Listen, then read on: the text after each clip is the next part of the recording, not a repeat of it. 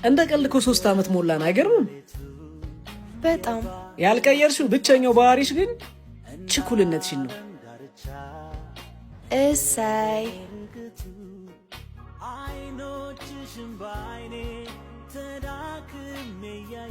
ኦ ማይ ጋድ ምንድነው ይሄ?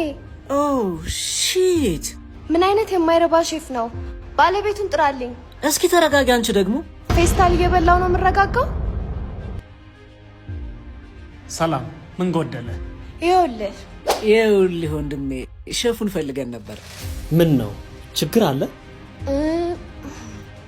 ሱፑ በጣም ስለጣፈጠ ቲፕ ልናደርገው ነው። በደስታ ቆይ ያጠፋ ሰው ጥፋቱ ሊነገርበት አይገባም? ሊነገርበት ሳይሆን ሊነገረው ነው የሚገባው። ግን እኮ የሰው ቢዝነስ እያበላሸ ነው። መቼም ሆን ብሎ ፌስታል አያበላም።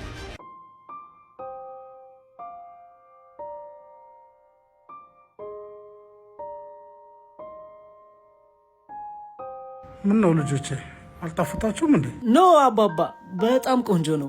እርስዎ ነዎት ሼፉ? አዎ የኔ ልጅ፣ በአባት እጅ የተሰራ ምግብ እኮ ባይጣፍጥም ይበላል። አረ ይጣፍጣል አባባ። እንደውም ለቆንጆ ምግቦት ይችን የያዙ። ግን ትንሽ ባዕድ ነገር ሱፑ ላይ አግኝተንበታል። የሆነ ስህተት እንደሰራው ታውቆኝ ነበር። ግን አትፍረዱብኝ ልጆቼ። እናትም አባትም ሆኜ ያሳደግኩት ልጅ ታሞብኝ የመድኃኒት መግዣ የሆስፒታል መተኛ ሀሳብ ውስጥ ቢከተኝ ነው ባዕድ ነገር መጨመሪያ። ስራዬን እንኳ ተረጋግቼ ልሰራ አልቻልኩም። እናንተም እግዜር ይስጣችሁ።